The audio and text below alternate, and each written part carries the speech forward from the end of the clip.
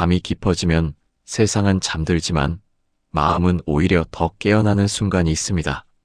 이는 나이가 들수록 더욱 자주 찾아오는 감각인데 단순히 수면의 문제가 아니라 마음이 쉬는 법을 잊어가기 때문일지도 모릅니다. 낮에는 해야 할 일들이 마음을 덮어 잠시 묵혀두었던 걱정과 감정들이 밤이 되면 조용히 떠올라 정신을 깨워놓습니다. 그래서 우리는 누워있지만 쉬고 있지 않고 눈을 감았지만 잠들지 못하는 상태에 놓이게 됩니다. 이 상태가 반복될수록 마음은 더욱 예민해지고 우리의 몸은 점점 더 피로해집니다. 하지만 이러한 경험은 결코 특별하거나 이상한 일이 아닙니다. 누구나 한 번쯤은 겪는 자연스러운 삶의 한 부분입니다. 불면은 낯선 손님처럼 찾아옵니다. 젊었을 때는 금방 떠나던 손님이 어느 날부터는 오래 머물고 한숨과 함께 머리를 기대고 앉아있는 듯한 밤을 만들기도 합니다. 그러나 우리가 흔히 생각하듯 불면이 찾아왔다는 사실이 곧 마음이 약해졌다는 의미는 아닙니다. 오히려 마음이 그만큼 많은 이야기를 품고 있다는 신호일지도 모릅니다. 걱정, 후회, 아쉬움, 미련, 혹은 설명하기 어려운 감정들까지 그 어떤 감정도 나쁘지 않습니다.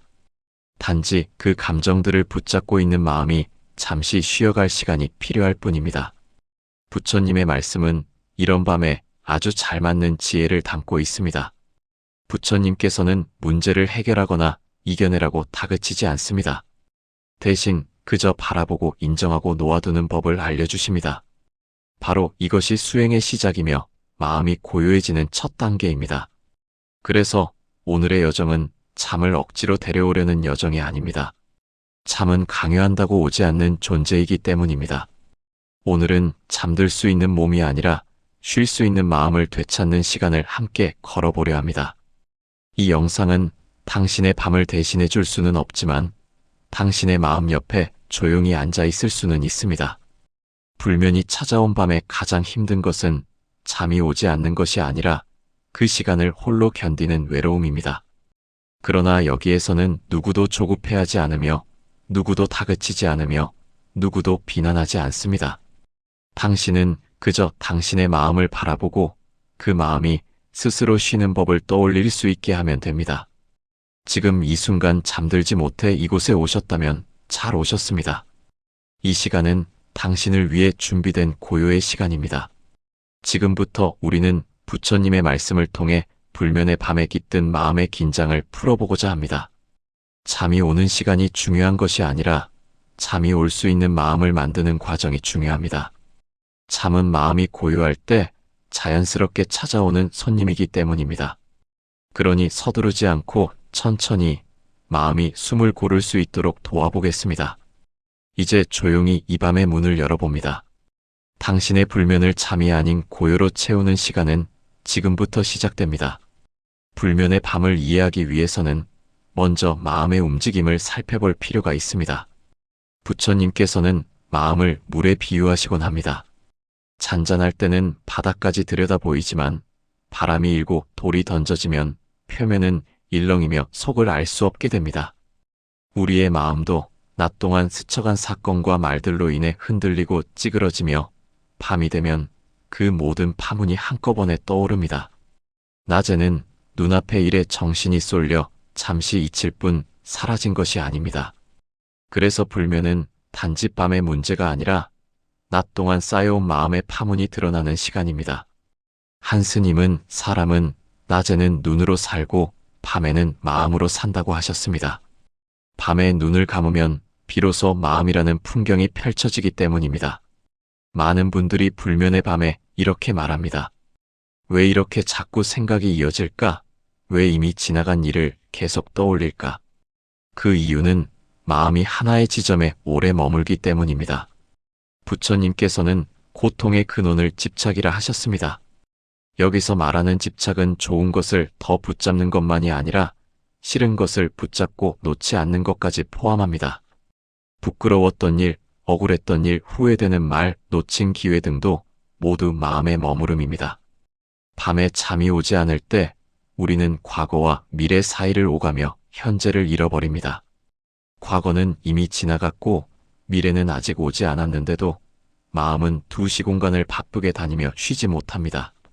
따라서 불면을 해결하기 위한 첫 단계는 마음을 고치거나 없애려는 것이 아니라 마음이 어디에 머물러 있는지 알아차리는 일입니다. 어느 어르신은 불면에 대해 이렇게 이야기하셨습니다. 젊었을 땐 아무 데서나 잘 잤는데 지금은 누워도 마음이 먼저 일어나 있다고 하셨습니다. 누군가에게 했던 말이 생각나고 듣지 말 걸 했던 말이 떠오르고 내일 해야 할 일들이 마음속에서 쌓여 잠을 내쫓는다고 하셨습니다. 이 말을 들으며 떠올랐던 가르침이 있습니다. 마음이 머무는 곳에 괴로움이 생기고 괴로움은 다시 머무름을 붙잡는다는 가르침입니다. 즉 생각이 이어지고 이어진 생각은 또 다른 생각을 불러오며 결국 한밤의 번뇌가 됩니다. 이 흐름을 끊기 위해 필요한 것은 생각과 싸우는 것도 억지로 비우려 애쓰는 것도 아닙니다. 단지 알아차리는 일입니다. 알아차림은 대상을 없애는 것이 아니라 있는 그대로 보는 힘입니다. 지금 생각이 일어나고 있음을, 지금 불안이 올라오고 있음을, 지금 마음이 쉴 자리를 찾고 있음을 아는 상태가 바로 알아차림의 시작입니다. 부처님께서 명상 수행을 가르칠 때 호흡에서 출발하게 하신 이유도 여기에 있습니다. 호흡은 과거에도 없고 미래에도 없으며 오직 지금 이 순간에만 존재합니다. 그래서 호흡을 바라보는 일은 마음을 현재로 데려오는 가장 온순하고 자연스러운 방법입니다. 잠 못 드는 밤에 억지로 잠에 빠지려 하거나 생각을 밀어내려 하면 마음은 더 요란해지기 마련입니다. 그럴 때 조용히 호흡이 드나드는 감각을 느껴보는 것이 도움이 됩니다. 가슴이 들어올랐다 내려가는 감각, 공기가 콧등을 스치는 감각, 폐를 가득 채우는 감각을 따라가다 보면 마음이 하나의 지점을 찾기 시작합니다. 이것은 기술이나 특별한 훈련이 아니라 누구에게나 이미 갖추어진 자연의 리듬을 되찾는 과정입니다. 잠은 결국 마음이 현재의 발을 내디딜 때 찾아오는 손님입니다. 문을 닫지 않고 기다려주는 사람에게 오는 손님입니다. 연세가 있는 분들에게 불면은 더욱 섬세한 문제입니다. 낮 동안 이야기를 나눌 상대가 줄어들고 의지하거나 털어놓을 기회가 적어지며 정리되지 않은 마음들이 밤이라는 틈에 올라오기 때문입니다. 심리학에서는 말하지 못한 감정이 밤에 떠오르는 것이 마음의 자연스러운 균형작용이라고 설명합니다. 말하지 못한 감정에는 큰 슬픔뿐만 아니라 사소한 걱정과 미세한 후회까지 포함됩니다. 부처님 말씀에도 마음은 자신이 머물 곳을 찾아 헤매는 존재라는 표현이 있습니다. 낮에는 외부에 머물다 밤에는 내부로 돌아옵니다. 그래서 불면은 어쩌면 마음이 제자리로 돌아오기 위한 과정일 수도 있습니다. 이제 불면의 밤에 대해 스스로에게 던질 질문이 바뀌어야 합니다. 왜 나는 잠을 못 잘까? 가 아니라 지금 내 마음은 어디에 머물러 있는가? 입니다. 과거의 실수에 머물러 있는지, 내일의 계획에 붙잡혀 있는지, 혹은 이름 없는 감정의 그림자 속에 있는지 살펴보는 일이 필요합니다. 이 순간 조용히 마음의 위치를 느껴보는 것이 관심의 시작이며 고요함으로 가는 첫걸음입니다. 불면의 밤은 길고 외로워 보이지만 그 안에서 일어나는 모든 일은 자연스러운 흐름입니다. 이 밤이 당신을 괴롭히기 위해 찾아온 것이 아니라 쉬지 못한 마음이 잠시 발을 멈추기 위해 찾아온 시간이라고 이해하시면 좋겠습니다. 사람의 마음은 바람과 같아서 잡으려 할수록 흩어지고 놓아두면 어느 순간 조용히 가라앉습니다. 부처님께서는 마음은 본래 맑지만 번뇌가 잠시 덮었을 뿐이라고 말씀하셨습니다. 우리는 마음을 고치려 하고 밀어내려 하며 스스로를 다그치지만 마음은 꾸짖는다고 움직이는 장기가 아니라 조용히 기다려줄 때 방향을 찾는 생명과도 같다고 할 수 있습니다. 나이가 들수록 과거를 자주 돌아보고 지나간 일에 후회와 아쉬움을 얻는 이유도 마음이 여전히 살아있기 때문입니다. 그러나 이미 지나간 일은 아침 햇살에 사라지는 꿈과 같다고 합니다. 사라진 꿈을 붙잡고 내 탓 남 탓을 반복할 필요는 없습니다. 마음이 힘든 이유는 기억 그 자체가 아니라 그 기억을 놓아주지 못하기 때문입니다. 이 사실을 알아차리는 것이 수행의 첫걸음이 됩니다. 어느 날 제자가 부처님께 물었습니다. 마음이 늘 불안합니다. 어떻게 해야 고요해질까요? 부처님께서는 물이 담긴 대야에 흙을 섞어 제자 앞에 놓으셨습니다. 곧 물은 흐려져 안이 보이지 않았습니다.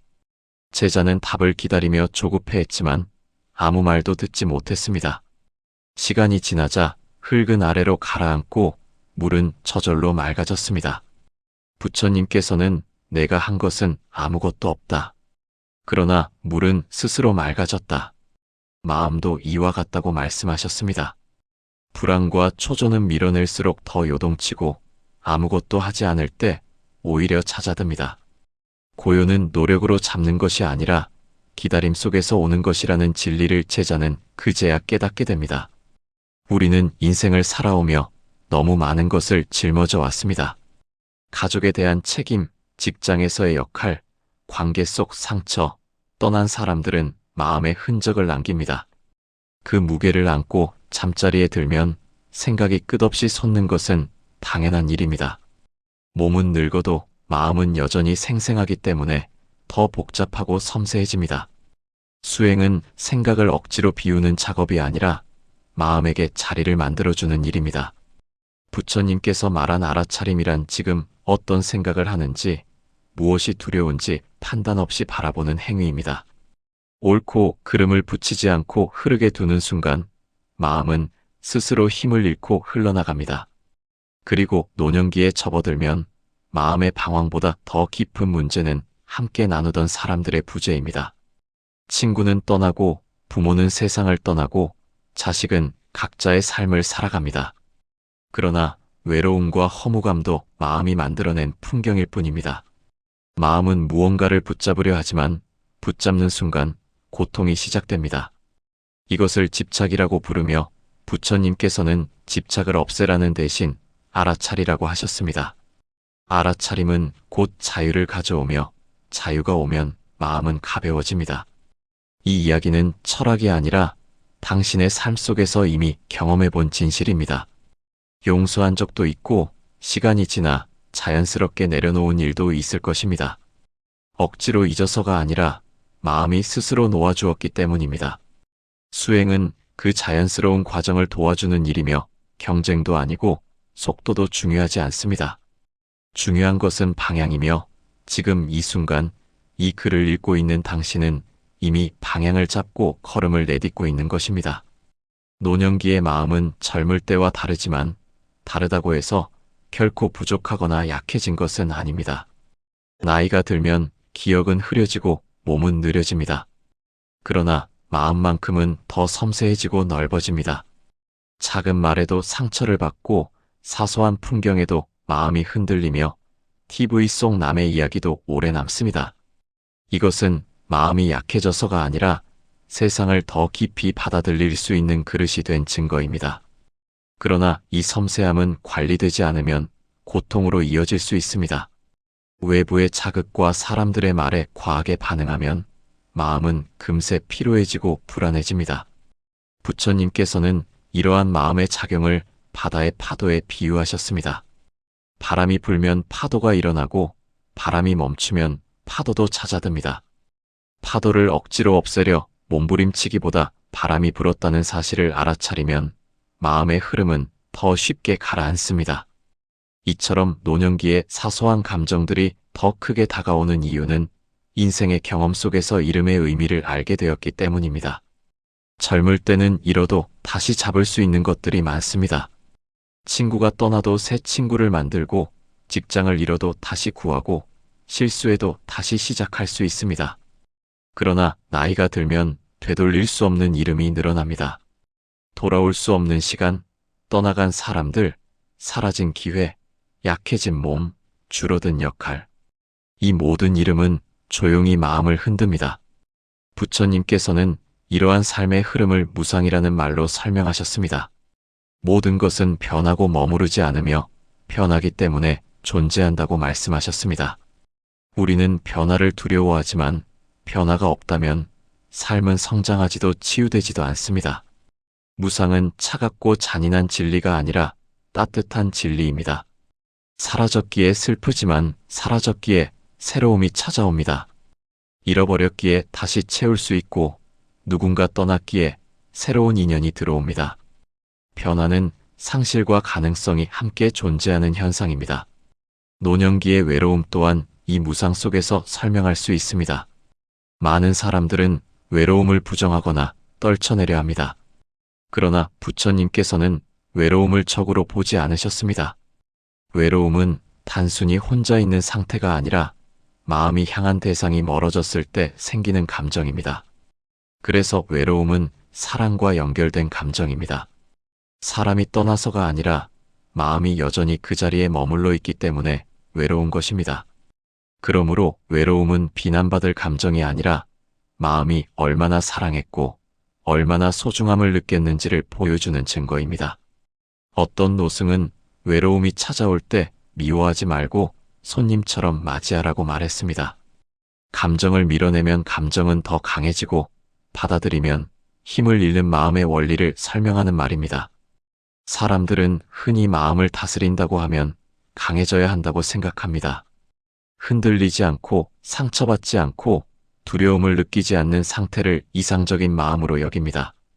그러나 부처님의 가르침에 따르면 마음을 다스린다는 것은 단단해지는 것이 아니라 부드러워지는 것입니다. 부드럽다는 것은 감정이 사라진 상태가 아니라 감정이 생겨도 휘둘리지 않는 상태입니다. 젊은 나무는 곧게 서 있지만 바람에 부러지기 쉽고 오래된 나무는 휘어지지만 꺾이지 않습니다. 노년기의 마음도 이와 같습니다. 흔들리지만 무너지지 않고 슬프지만 절망하지 않고 외롭지만 고립되지 않습니다. 고요는 강인함의 결과가 아니라 유연함의 결과입니다. 이제 마음을 바라보는 방법을 살펴보면 그 핵심에는 알아차림이라는 수행이 있습니다. 알아차림은 생각을 없애는 것이 아니라 지금 일어나는 생각과 감정을 판단 없이 관찰하는 것입니다. 관찰할 때 우리는 두 가지를 하지 않습니다. 평가하지 않고 개입하지 않습니다. 예를 들어 밤에 잠이 오지 않을 때 왜 잠이 안 오지? 큰일 났다라고 생각하면 불안은 더 커집니다. 그러나 지금 잠이 안 오는구나. 마음이 불편하구나라고 관찰하면 그 감정은 힘을 잃습니다. 관찰된 감정은 흘러가고 붙잡힌 감정만 고통이 됩니다. 그래서 수행은 붙잡지 않는 법을 배우는 과정이며 놓아주는 법을 연습하는 과정입니다. 삶을 살다 보면 누구나 한 번쯤은 이유를 설명하기 어려운 막힘을 경험한다. 의지가 없는 것도 아니고 능력이 부족한 것도 아닌데 몸과 마음이 앞으로 나아가지 못하는 시기가 있다. 겉으로 보기엔 멈춤처럼 보이지만 내면에서는 보이지 않는 조정과 정리가 일어나고 있는 경우가 많다. 불교에서는 이러한 과정을 억지로 밀어붙이는 대신 한 걸음 비켜서서 흐름을 바라보는 태도를 강조한다. 멈춤이 실패가 아니라 깨달음의 전 단계일 수 있기 때문이다. 멈춰 있는 동안 사람의 인지체계는 자신을 보호하기 위해 여러 층위를 점검하고 과거의 패턴과 상처를 다시 확인하며 다음 발걸음을 위한 조건을 정리한다. 이런 과정은 눈에 드러나지 않아 주변 사람조차 이해하지 못하지만 시간이 지난 후 돌아보면 그 시기가 없었더라면 오래 버티지 못했을 자신을 발견하게 된다. 무엇보다 중요한 것은 자신을 압박하지 않는 태도다. 많은 이가 멈춤을 부정적으로 받아들이고 조급해하며 자책한다. 그러나 멈춘 마음을 억지로 밀면 밀수록 더 단단히 굳어버린다. 인간의 마음은 조급함을 먹고 자라지 않는다. 조급함이 가져오는 것은 불안과 혼란뿐이다. 반대로 멈춤을 수용하면 마음의 호흡이 길어지고 관찰의 시야가 넓어진다. 지금의 감정이 어떤 배경에서 비롯된 것인지, 무엇이 두렵고 무엇이 필요했는지, 그리고 어떤 관계나 환경이 지친 자신을 만들었는지 서서히 보이기 시작한다. 이해가 생기면 수용이 따라오고 수용이 이루어지면 선택의 자유가 생긴다. 선택이 가능할 때 사람은 비로소 다시 움직일 수 있다. 여기까지 오는 과정에서 꼭 알아야 할 것이 있다. 멈춤은 방향을 잃은 상태가 아니라 방향을 되찾는 상태라는 점이다. 달리던 사람이 숨을 고르는 이유는 체력이 떨어졌기 때문만은 아니다. 속도를 조절하고 페이스를 맞추고 다시 가야 할 거리를 계산하기 위함이다. 삶도 동일하다. 진짜 멀리 가는 사람은 가장 빨리 달린 사람이 아니라 멈출 줄 아는 사람이다. 관계에서도 이런 지점은 분명히 드러난다. 다투고 상처 주고 미안하고 말하지 못한 감정들이 쌓이면 서로 멀어질 수밖에 없다. 그때 잠시 멈추고 내 감정을 들여다볼 수 있다면 관계는 부러지지 않고 유연하게 이어질 가능성이 생긴다. 멈춘 마음은 무너진 마음이 아니라 살아남기 위한 마음이다. 몸이 아플 때 휴식하는 것이 회복을 위한 필수 과정이듯 마음도 멈춤을 통해 다시 자라는 시간을 가진다. 이렇듯 멈춤을 다르게 해석하는 순간 삶의 이미지가 바뀐다. 지금 한 발짝도 움직이지 못하는 것 같은 시기조차 나의 서사 속에서는 충분한 의미를 가진 에피소드가 된다. 과거의 나 역시 분명 이런 시간을 거쳤고 그 시간을 견디고 버텨왔기에 지금 여기 서 있다. 앞으로도 멈춤은 찾아올 것이고 그때마다 사람들은 다시 흔들리고 두려워할 것이다. 하지만 이미 알고 있다. 멈춤이라는 이름의 시간은 나를 무너지지 않게 해준 시기였고 가장 조용히 나를 이어준 힘이었다는 것을. 그러니 지금 멈춰 있다면 크게 걱정할 필요는 없다. 숨을 고르는 중이거나 방향을 잡는 중이거나 준비를 하고 있는 중일 가능성이 크니까. 세월이 흐르면 사람은 마음속에 두 가지 공간을 가지게 됩니다. 하나는 말하지 못한 이야기들이 쌓인 안쪽 공간이고 다른 하나는 아무 일 없는 듯 웃으며 하루를 버텨내는 바깥 공간입니다. 낮에는 바깥 공간이 앞에 서서 세상과 부딪히고 역할을 수행하지만 밤이 되면 안쪽 공간이 조용히 커집니다. 불면은 이 안쪽 공간이 정리되지 못한 채 깨어있는 상태라고 볼 수 있습니다. 그래서 잠이 오지 않는다는 사실만으로도 스스로에게 지금 마음이 일을 하고 있다고 말할 수 있습니다. 마음도 사람처럼 자라기 때문입니다. 어린아이의 마음은 순수하지만 잘 흔들리고 청년의 마음은 강하지만 방향을 잃기 쉽습니다. 중년의 마음은 단단하지만 억눌려 있는 것이 많으며 노년의 마음은 깊지만 상처와 기억이 남아 있습니다. 수행은 이런 마음의 모양을 부정하지 않고 있는 그대로 받아들이는 과정입니다. 부처님은 고통을 없애려 하기보다 고통을 바라보는 눈을 먼저 키우라고 하셨습니다. 고통을 들여다보는 순간 그것은 더 이상 두려운 괴물이 아니라 삶의 일부로 자리하게 됩니다. 잠이 오지 않을 때 우리는 스스로를 자주 몰아붙입니다. 내일 피곤하면 어쩌지? 왜 이렇게 잠이 안 오지? 빨리 자야 하는데 큰일이다 같은 생각들이 겹겹이 쌓입니다. 하지만 이런 마음의 압박은 몸과 정신을 더 경직시키고 경직된 마음은 잠을 멀리 밀어냅니다. 이럴 때 필요한 것은 해결하려는 의지나 노력보다 내려놓음과 허용입니다. 내려놓는다는 것은 포기하는 것이 아니라 반항하지 않는 것입니다. 잠이 오지 않으면 그냥 잠이 오지 않는 상태를 그대로 두는 것입니다. 허용은 스스로에게 괜찮다는 허락을 내리는 과정입니다. 지금 잠이 안 와도 괜찮습니다. 몸이 피곤하면 나중에라도 잠들 것입니다. 이렇게 마음이 스스로를 몰아세우지 않을 때 조금씩 부드러워지고 부드러워진 마음은 자연스럽게 고요에 가까워집니다. 부처님 말씀에서 고요와 함께 따라오는 중요한 키워드는 관찰입니다. 관찰은 판단하지 않고 바라보는 행위입니다. 우리는 대부분 무언가를 보자마자 좋다, 나쁘다를 판단해버립니다. 심지어 자신에게도 그렇게 합니다. 오늘따라 마음이 불안하네.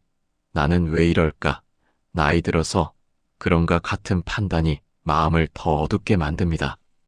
반면 관찰은 판단하지 않고 알아차릴 뿐입니다.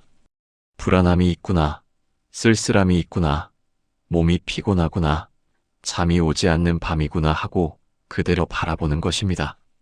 이렇게 관찰하는 순간 마음은 평평해지고 평평한 마음은 잠과 가장 가까운 상태가 됩니다.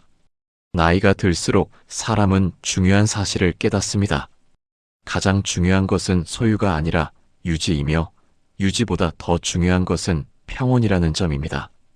가진 것이 많아도 마음이 흔들리면 행복하지 않으며 가진 것이 적어도 마음이 고요하면 삶은 넉넉해집니다.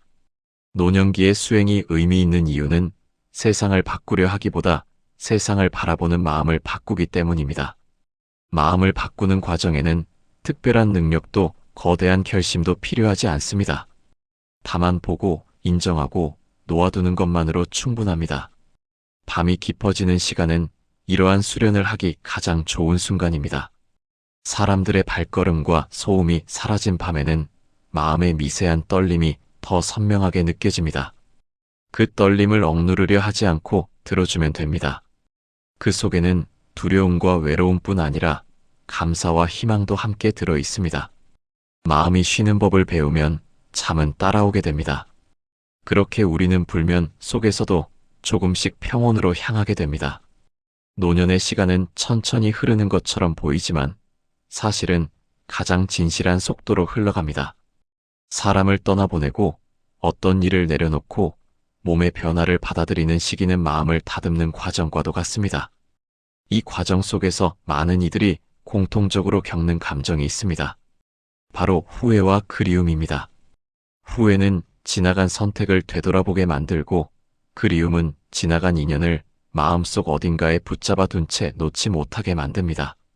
이런 감정들이 밤에 더욱 또렷하게 느껴지는 이유는 낮 동안 보이지 않던 마음의 빛이 어둠 속에서 선명하게 드러나기 때문입니다.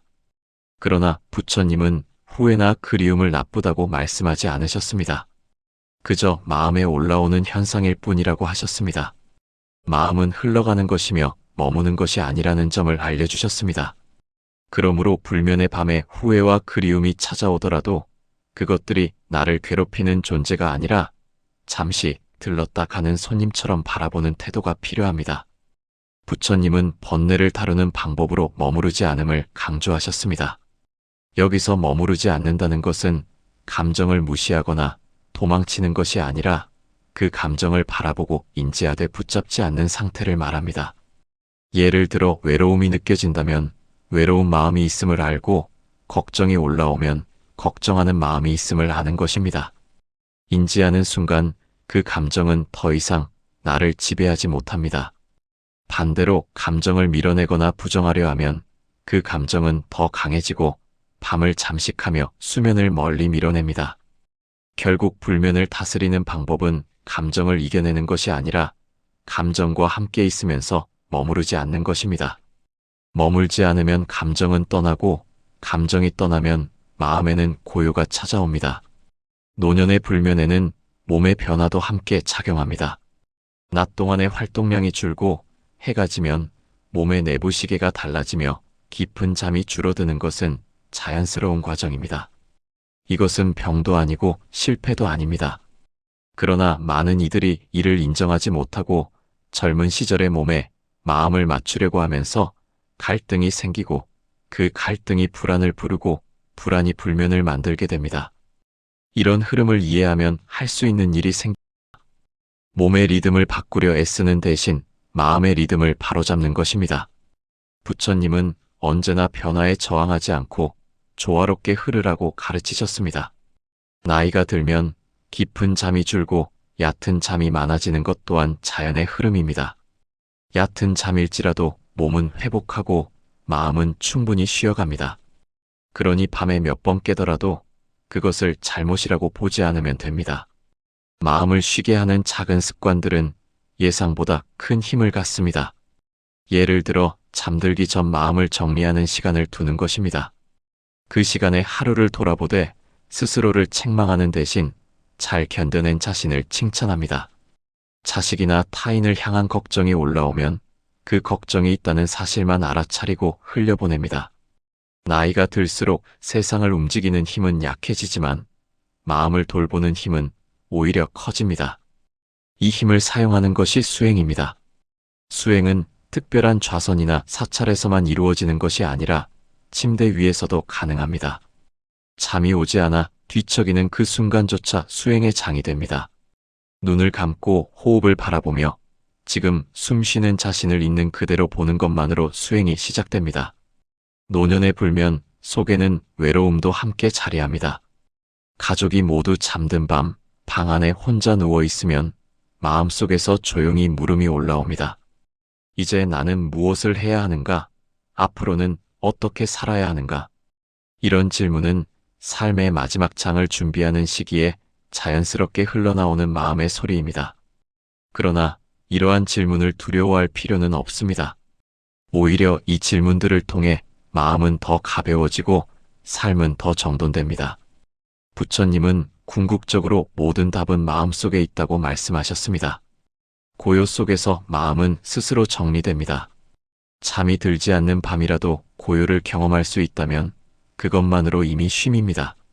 잠은 몸의 쉼이고 고요는 마음의 쉼입니다. 몸의 쉼이 조금 늦게 와도 마음의 쉼이 먼저 찾아온다면 그 밤은 충분히 의미 있는 밤입니다. 이런 시간이 쌓이면 어느 순간 잠도 뒤따라 부드럽게 찾아오게 됩니다. 사람의 마음은 낮보다 밤에 더 솔직해집니다.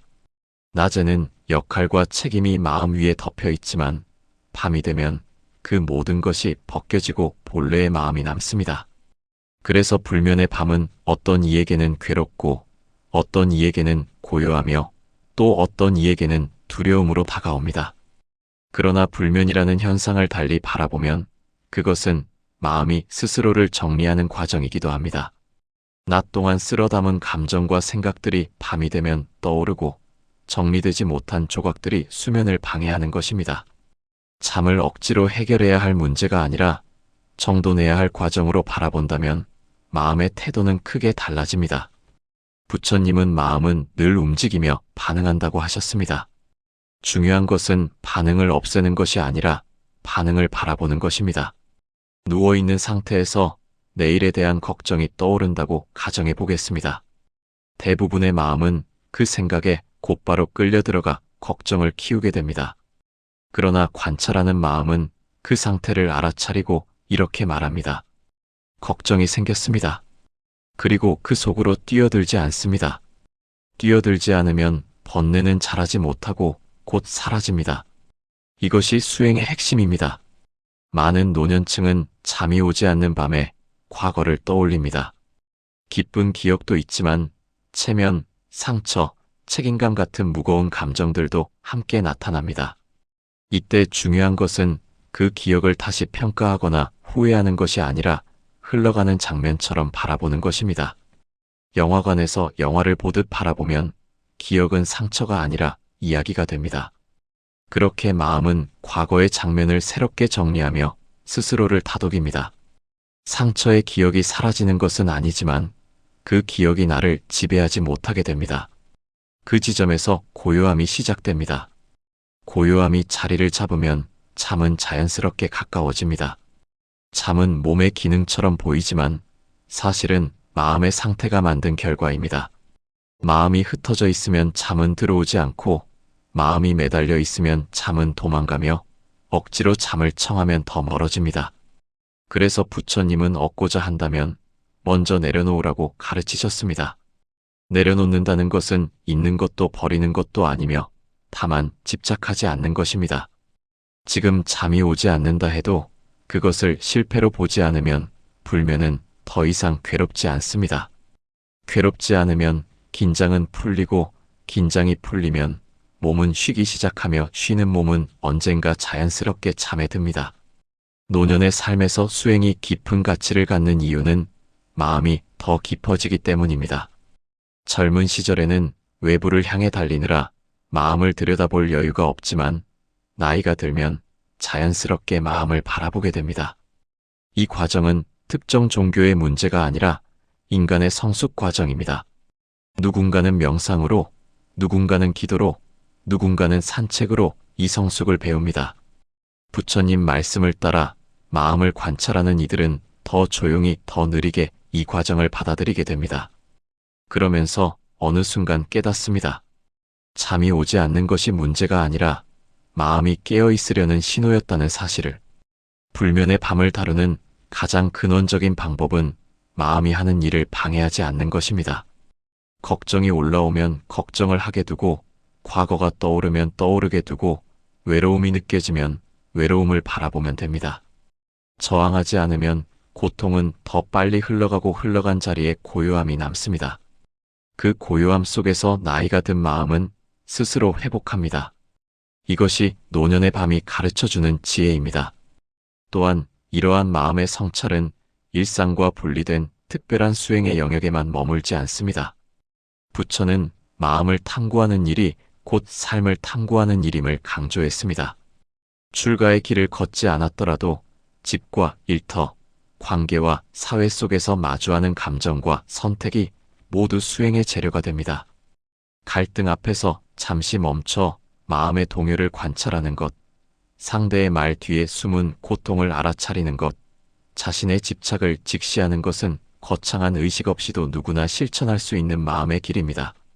마음의 작용을 세밀히 들여다보면 감정과 사고가 어떻게 형성되는지 자연스러운 흐름이 드러납니다. 예를 들어 분노는 단순히 타인의 행동 때문이 아니라 내 안의 기대와 기준이 충돌할 때 생깁니다. 상대가 내 기준에 맞지 않게 행동하면 불편함이 생기고 그 불편함이 이래서는 안 된다는 판단과 결합하면 분노로 커집니다. 이 과정을 관찰할 수 있다면 분노는 폭발해야 할 감정이 아니라 이해해야 할 현상으로 바뀝니다. 이해의 눈이 생기면 감정은 상처를 주거나 정당화해야 하는 대상이 아니라 마음을 들여다볼 기회가 됩니다. 이러한 관찰은 삶을 더 부드럽게 만듭니다. 마음의 작용을 아는 사람은 타인을 다루는 태도도 달라집니다. 타인의 실수 앞에서 공격하기보다 이해하고 관계의 틈 앞에서 포기하기보다 대화하며 사회의 부조리 앞에서 냉소하기보다 역할을 찾습니다. 이는 단순히 착함의 문제가 아니라 고통을 줄이고 지혜를 쌓는 가장 현실적이고 합리적인 선택입니다. 부처의 가르침에서 중요한 원리는 연기입니다. 세상의 모든 현상은 독립된 실체가 아니라 수많은 조건의 결합으로 생겨납니다. 이 사실을 이해하면 마음은 경직된 판단에서 벗어나고 관계는 유연해집니다. 사람을 볼 때도 저 사람은 원래 저래라고 단정하기보다 그렇게 행동할 수밖에 없는 인연이 있겠지라고 이해하게 됩니다. 이는 무조건적인 용서가 아니라 조건의 복잡성을 보는 시선입니다. 연기의 관점은 사회를 이해하는 데도 중요한 역할을 합니다. 빈곤, 차별, 불평등 같은 문제는 개인의 성향만으로 설명할 수 없습니다. 역사, 제도, 문화, 경제, 교육 등 수많은 조건이 얽혀 나타나는 결과입니다. 연기를 이해한 사람은 세상을 비난과 분노로만 바라보지 않고 변화 가능한 구조를 찾으며 고통을 줄일 방법을 탐색합니다. 개인의 수행이 사회적 성찰로 이어지는 이유가 여기에 있습니다. 연기의 핵심은 무상과 무아로 이어집니다. 무상은 모든 것이 변한다는 뜻이고 무아는 고정된 자아가 없다는 뜻입니다. 많은 사람들이 이를 허무주의로 오해하지만 실제로는 그 반대의 메시지를 담고 있습니다. 모든 것이 변하기 때문에 고통도 변할 수 있고 사람도 변할 수 있으며 관계도 달라질 수 있습니다. 변화할 수 있다는 사실은 절망이 아니라 희망입니다. 무아는 나는 없다가 아니라 고정된 나는 없다는 뜻입니다. 오늘의 나와 과거의 나는 다르고 기쁠 때의 나와 분노할 때의 나도 다릅니다. 상황, 기억, 환경, 욕구, 몸, 사고가 끊임없이 변하는데 어느 하나를 붙잡아 이게 진짜 나라고 단정할 수 없습니다. 이 사실을 받아들이면 자아에 대한 집착이 줄어들고 타인의 평가나 실패에 덜 흔들립니다. 오히려 유연하게 변화를 다루는 능력이 생깁니다. 부처는 여기서 자비를 제시했습니다.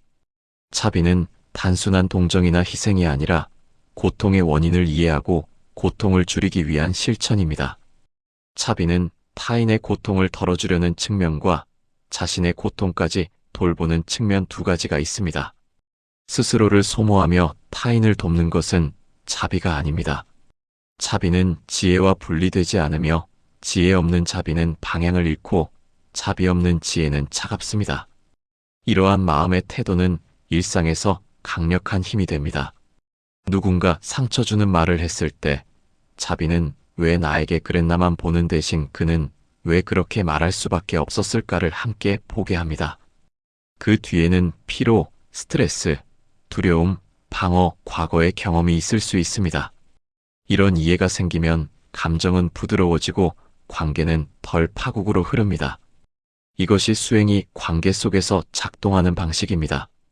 이처럼 마음을 관찰하고 연기를 이해하며 무상과 무아를 받아들이고 자비를 실천하는 과정은 종교적 의례가 아니라 삶의 고통을 줄이고 지혜를 높이는 가장 실질적인 방법입니다.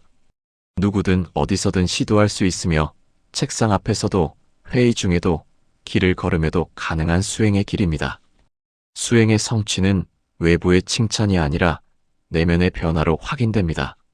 반응이 달라지고 판단이 부드러워지며 관계가 너그러워지고 삶이 선명해지는 경험입니다. 이러한 마음의 길을 이해한 사람은 더 이상 운과 불운의 포로로 살지 않습니다. 고통의 이유를 알고 변화의 원리를 알며 관계의 방향을 알고 자신을 다루는 방식을 알기 때문에 삶이 훨씬 유연해지고 유능해집니다. 이것이 부처가 제시한 마음의 길이며 시대가 달라져도 변하지 않는 지혜입니다. 나이가 들수록 마음이 편해지는 사람과 더 불안해지는 사람이 있습니다. 이는 단순히 삶의 경험이 많고 적은 차이가 아니라 마음을 다루는 법을 배웠는지의 차이에서 비롯됩니다. 부처님은 인간의 마음에 4가지 작용이 있다고 설명합니다. 생각하고, 느끼고, 기억하고, 의도하는 힘입니다.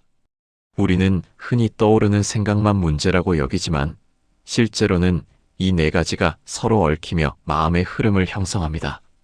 잠이 오지 않는 밤에 한 생각이 떠오르면 감정이 반응하고, 감정이 반응하면 과거의 기억이 이어지고, 이어진 기억은 새로운 의도를 만들며 생각을 확장합니다.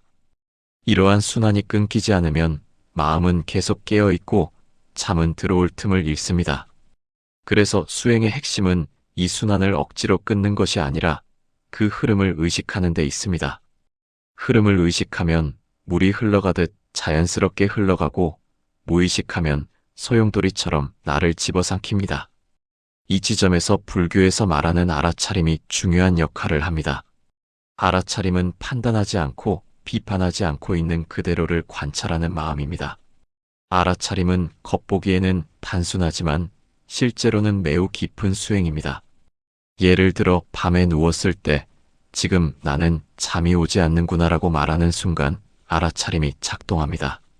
그런데 그 뒤에 이러다 내일 피곤하면 어떡하지라는 생각이 붙으면 그것은 수행이 아니라 불안입니다. 생각 자체는 자연스럽지만 그 뒤에 불안과 걱정은 다시 마음을 깨우는 작용을 합니다. 그러나 잠이 안 오는구나에서 멈추면 불안이 자라기 어렵습니다. 알아차림은 감정을 증폭시키지 않고 마음을 부드럽게 정돈합니다. 마음이 정돈되면 긴장이 풀리고 긴장이 풀리면 몸은 쉬며 몸이 쉬면 잠은 자연스럽게 찾아옵니다. 노년의 시기에 이러한 마음의 방식이 특히 잘 맞는 이유가 있습니다. 인생의 길을 오래 걸어온 이들은 이미 감정의 늪과 사건의 파도를 수없이 지나온 경험이 있습니다. 그 경험은 수행의 훌륭한 토양이 됩니다. 젊은 시절에는 감정이 먼저이고 사건이 뒤따르지만 나이가 들면 기억이 먼저 떠오르고 감정이 뒤따릅니다. 이 순서는 마음을 다루기에 훨씬 수월합니다. 왜냐하면 기억은 이미 지나간 장면이고 지나간 장면은 마음을 찌르는 대신 마음을 비춥니다. 부처님은 기억을 지우라고 가르치지 않고 기억과의 관계를 바꾸라고 가르쳤습니다. 그래서 불면의 밤은 의외로 유용한 순간이 됩니다. 고요함 속에서 오래된 기억이 떠오를 때 그것을 제거하려 하지 않고 아, 그때의 나구나라고 바라보면 기억은 상처에서 이해로 바뀌기 시작합니다. 이렇게 마음은 조용히 성숙해 갑니다. 이 과정에서 중요한 것은 속도를 늦추는 것입니다. 현대 사회는 빠르게 판단하고 빠르게 결론을 요구합니다. 그러나 마음은 기계가 아니라 계절과 같습니다. 봄이 오기 전에 겨울이 필요하고 겨울에는 오래된 눈이 서서히 녹는 시간이 필요합니다. 잠이 오지 않는 밤은 마음의 겨울일 수 있으며 그 속에서 오래 묵은 감정들이 천천히 녹아내리고 있을지도 모릅니다. 억지로 봄을 당길 수 없듯 억지로 잠을 당길 수 없습니다. 다만 마음이 쉬고 있을 때 봄은 반드시 찾아옵니다.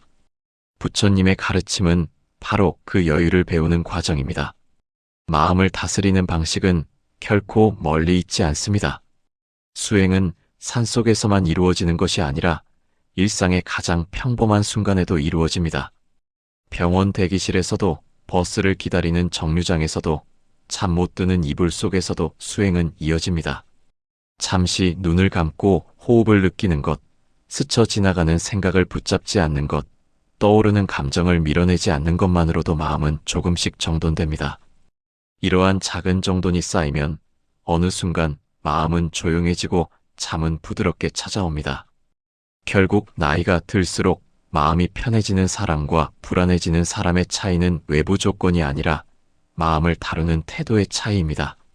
마음을 관찰하고 기억과 감정을 받아들이며 속도를 늦출 수 있는 사람은 늙어가는 것이 불안이 아니라 성숙이 될 수 있습니다. 나이가 들수록 삶은 단순해지는 듯 보이지만 마음은 오히려 더 복잡해집니다. 생각이 적어지는 것이 아니라 농도가 짙어지기 때문입니다.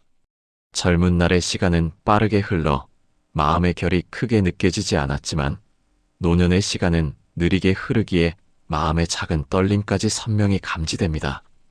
부처님은 마음을 부드러운 물에 비유합니다. 가만히 두면 맑아지지만 흔들면 탁해지는 물처럼 마음도 흔들리면 쉬이 혼탁해집니다. 불면의 밤은 바로 그 물을 흔드는 순간입니다. 누워서 눈을 감아도 마음이 멈추지 않고 흩어지는 것은 낮 동안 쌓인 생각과 감정이 고요한 밤에 물 표면처럼 떠오르기 때문입니다. 많은 사람들은 왜 나는 잠을 잘 못 잘까라고 고민하지만 부처님은 오히려 왜 그렇게 잠을 자야 한다고 서두르는가라고 되묻습니다. 이 질문은 잠이라는 현상보다 마음이 잠을 대하는 태도를 돌아보게 합니다. 밤에 마음을 안정시키기 위해 필요한 것은 기술이 아니라 태도입니다. 잠이 오지 않는다고 해서 핸드폰을 들여다보고 시계를 확인하며 초조해하고 억지로 몸을 뒤척이면 마음의 물은 더욱 탁해집니다. 반대로 천천히 호흡을 느끼고 생각이 스쳐 지나가도록 두고 감정이 머물다 떠나는 모습을 지켜보면 마음의 물은 다시 가라앉습니다. 수행의 본질은 마음을 조용히 앉혀두는 것입니다. 어떤 감정이든 떠오르게 두고 어떤 생각이든 머물다 나가게 두는 것이 수행의 태도입니다. 부처님의 가르침 중에는 오지 않은 것은 오지 않았고 지나간 것은 지나갔으며 남은 것은 지금뿐이다라는 뜻이 있습니다. 이 가르침을 불면의 밤에 적용해보면 지나간 과거의 기억에 머물 필요가 없고 오지 않은 내일을 염려할 이유도 없습니다. 지금 눈앞에서 일어나는 마음을 바라보는 순간 알아차림이 생깁니다. 알아차림이 생기면 감정은 부풀지 않고 사그라들며 감정이 작아지면 몸이 느슨해지고 몸이 느슨해지면 잠은 자연스럽게 깊어집니다. 또한 노년의 마음은 오랜 경험 덕분에 정돈될 수 있다는 점이 큰 힘이 됩니다. 살아오는 동안 마주했던 고민과 갈등, 후회와 선택, 해결의 과정들은 모두 수행의 밑거름이 됩니다. 불교에서 말하는 지혜는 책에서 얻는 것이 아니라 경험에서 익어갑니다. 그렇기에 나이가 들수록 수행은 더 깊어지고 더 잘 됩니다. 젊은 마음은 배우는 속도가 빠르지만 오래된 마음은 이해의 깊이가 큽니다. 불면의 밤은 그 이해를 확인하는 시간이 될 수 있습니다. 외롭고 고달픈 시간이 아니라 자신을 정리하는 시간으로 바라본다면 전혀 다른 의미가 됩니다. 밤을 원망하지 않고 바라보는 순간 불면은 척이 아니라 안내자가 됩니다. 그리고 이 안내자는 단순히 잠으로 이끄는 것이 아니라 삶의 무게를 내려놓는 방식을 알려주는 벗이 됩니다. 결국 밤은 우리에게 쉼을 빼앗는 것이 아니라 쉼의 방법을 묻습니다. 우리는 그 물음에 조용히 답하기만 하면 됩니다. 밤은 우리를 조용히 멈춰 세우는 스승과도 같습니다. 낮 동안 미처 들여다보지 못했던 생각과 감정은 밤이라는 고요한 공간 위에 놓이면 비로소 본래의 모습을 드러냅니다. 많은 이가 잠이 오지 않는 자신을 탓하며 이 시간을 불편함으로 해석하지만 사실 이 시간은 마음이 스스로를 정리하는 과정이며 삶의 무게를 내려놓을 기회이기도 합니다. 부처님께서는 모든 현상이 인연 따라 생기고 머물고 사라진다고 말씀하셨습니다. 불면 또한 하나의 인연이므로 억지로 밀어내거나 거부할 필요가 없습니다. 있는 그대로 오게 두고 갈 때는 자연스럽게 가게 두면 됩니다. 사람의 마음은 생각보다 강하면서도 쉽게 흔들립니다. 사소한 말 한마디에도 상처받고 잊었다고 생각한 기억이 밤이 되면 다시 떠오르며 덮어두었던 감정이 문득 찾아오면 마음은 깊은 물결처럼 일렁입니다. 그러나 그 모든 흐름이 결국 지나간다는 사실을 깨닫게 되면 마음은 조금씩 평온을 되찾습니다.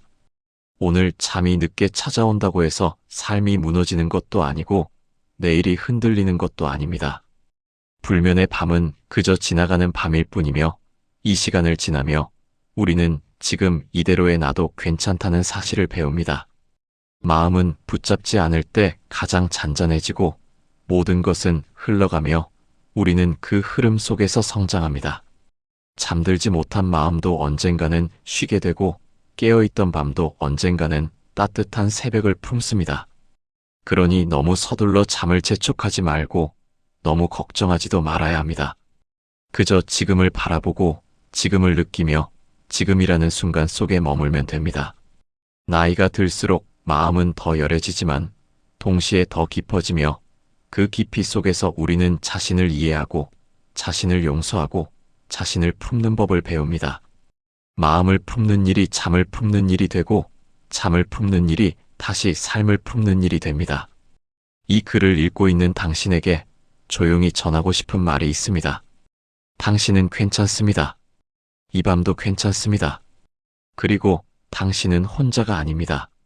어두운 밤 불이 켜진 창문들 속에는 저마다 다른 삶이 있고 그 삶마다 각자의 불면과 각자의 대답이 있습니다. 그러니 오늘만큼은 억지로 잠을 부르려 하지 말고 그저 눈을 감고 숨을 느끼고 마음이 흘러가는 모습을 바라보면 됩니다. 그렇게 한다면 마음은 조금씩 부드러워지고 잠은 어느새 당신 곁에 조용히 앉아 있을 것입니다. 그리고 그렇게 또 한밤이 지나가면 당신은 다시 새벽을 맞이하게 될 것이며 그 새벽은 이전보다 조금 더 편안할 것입니다.